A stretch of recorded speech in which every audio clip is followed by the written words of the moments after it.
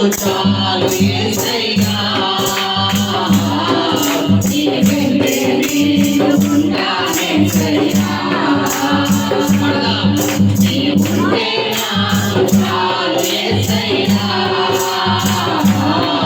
నీ వెంటే నేను ఉంటానేసయ్యా నీ మాట చాలయ్యా నీ చూపు చాలయ్యా నీ తోడు చాలయ్యా నీ నీడ చాలయ్యా నీ మాట చాలయ్యా నీ చూపు చాలయ్యా నీ తోడు చాలయ్యా నీ నీడ చాలయ్యా నీ ఉంటే నాకు చాలు యేసయ్యా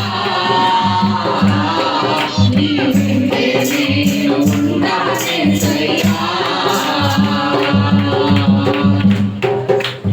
ఈ లోకంలో ఎవరు నీకు తోడుగా ఉన్నా లేకపోయినా ఎవరు నీ పక్షంగా ఉన్నా లేకపోయినా నేను నీకు ప్రకటిస్తున్న దేవుడు నీ పక్షంగా ఉన్నాడమ్మా ఎన్ని బాధలు నన్ను ఇబ్బందులు ఎదురైనను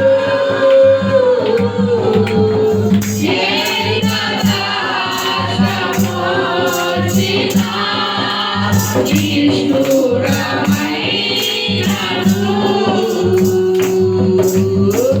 ఎన్ని బాధలు నన్ను ఇబ్బందులు ఎదురైనను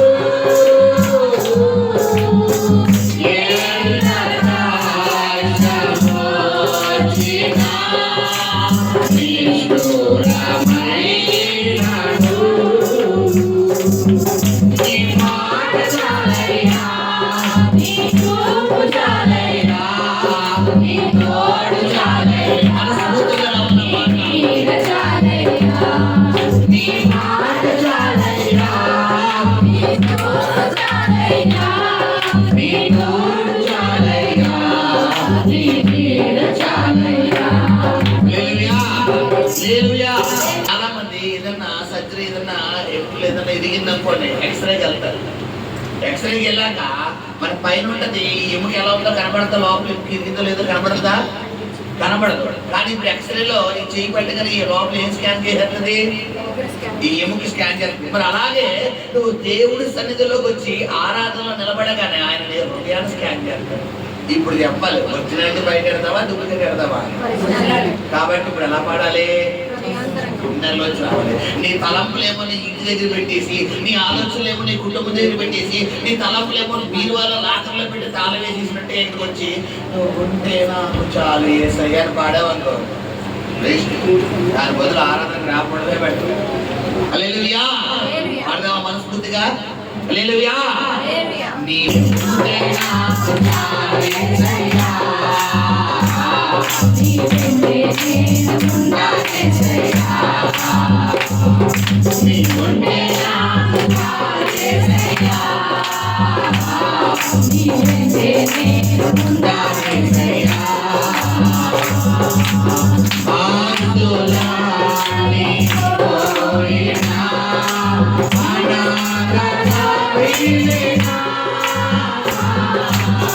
ఆకులేని నాడినా ఆరోగ్యం క్షీణించినా హల్లెలూయా హల్లెలూయా చూడండి ఈ లోకంలో మనుషులు మనతో ఎప్పుడుంటో తెలుసా పిల్లరా ఉన్నప్పుడు లేదా ఆస్తులు ఉన్నప్పుడు లేదా బంగారం ఉన్నప్పుడు లేదా మన దగ్గర ఒక అధికారం ఉన్నప్పుడు మన దగ్గర అందం ఉన్నప్పుడు లేదా చదువు ఉన్నప్పుడు టాలెంట్ ఉన్నప్పుడు ఇవేవి మన దగ్గర లేవనుకోండి మనుషులు ఉంటారా పిల్లరా చెప్పాలి మనుషులు అన్నవారు ఎవరన్నా కూడా ఉంటారా ఒకవేళ మనం అప్పులతో ఎవరింటికన్నా వెళ్ళినా ఎవరికన్నా ఫోన్ చేసినా ఎవరితోనన్నా మాట్లాడుతున్నా ఎక్కడ మనం ఏమన్నా 10 రూపాయలు అడుగుతామేమోనని రివర్స్ లో ముందరకాలకు బంధం ఇదంట తెలుసా మీకు ముందరకాలకు బంధం అంటే చెప్పాలి ముందరకాలకు బంధం అంటే ఏంటమ్మా నువ్వు ఇంకా అడగకుండానే నువ్వు ఎక్కడ అడుగుతావేమో 1000 రూపాయలు కావాలి ఏం అర్థం కావట్లేదు అనుకున్నా అయ్యో నాకు 2000 కావాలి అంటే అర్థం ఏంటి ఎక్కడ నువ్వు వాళ్ళ 1000 రూపాయలు అడుగుతావేమోనని ముందుగానే వాళ్ళకు నీకు అడగకూడదు, వీడికి 2000 కావాలంటే కదా అని అంటే నీకు మైండ్ లో ప్రింటౌట్ దిగుతారు. ఇది ఎవరి స్వభావం? మనుషుల స్వభావం. హల్లెలూయా. దేవుని స్వభావం ఏంటంటే నువ్వు అడగక మునిపే నీ అక్కరత ఎరిగి తీర్చే దేవుడు. హల్లెలూయా, హల్లెలూయా. కాబట్టి అలాంటి దేవుడు నీకు తోడుగా ఉన్నాడని నువ్వు ధైర్యంగా ఉండాలా? ఇలాంటి మనుషులను విడిచిపెట్టాలని బాధపడాలా? కాబట్టి ఎవరో నాకు తోడుగా లేరు, ఎవరో సపోర్ట్ గా లేరు, నేను ఒంటరిదాన్ని, నేను ఒంటరి అన్న ఆలోచన కన్నా నువ్వు ఎలా ఉండాలి? హల్లెలూయా.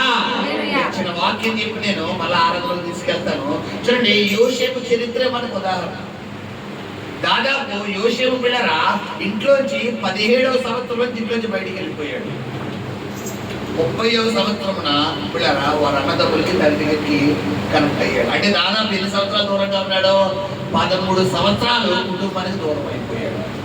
భాష నాడు దేశంలో ఉన్నాడు. పిల్లరా ఎవ్వరూ తెలియదు, ఒంటరుడు అయిపోయాడు. ఇప్పుడు యోసేపు ఒంటరితనం పిల్లరా ఐగుప్తులో గవర్నర్ చేసిందా లేదా చెప్పాలి. ఈ రోజు ఒకవేళ అందరూ ఉండి నువ్వు కూడా ఒంటరిగా ఉంటున్నావేమో, ఒకవేళ అందరూ ఉండి నువ్వు కూడా ఒకవేళ దిక్కులేని వ్యక్తిగా ఉన్నావేమో, అయితే ప్రభు చెప్తున్న మాట ఏంటంటే ఒంటరైన నిన్ను 1000 మందిగా చేయగలిగిన దేవుడు. హల్లెలూయా. నిన్నెవ్వరు లేరయ్యా, నాకేమన్నా వస్తే పట్టించుకునేవారు లేరు నాయన, నా యోగక్షేమాలు చూసేవారు లేరు నాయన, నాకు పుట్టింటో లేరు ప్రభా, నాకు అత్తింటో లేరు నాయన, నాకు యోగక్షేమాలు చూసేవారు లేరు ప్రభా. ప్రభా నువ్వు తప్ప అని అన్నా చూడు, నీతోనే ప్రభు చెప్తున్నాడు. yes, నీ పక్షంగా ఆయన ఉన్నాడు. హల్లెలూయా, హల్లెలూయా. అందరూ వదిలేసిన యోసేపుని దేవుడు వదలలేదు. హల్లెలూయా. చివరికి ఒకనొక సమయంలో దావీదు స్టోరీ కూడా అంతే. మీ గతంలో చెప్పారు దావీదు స్టోరీ. Oh,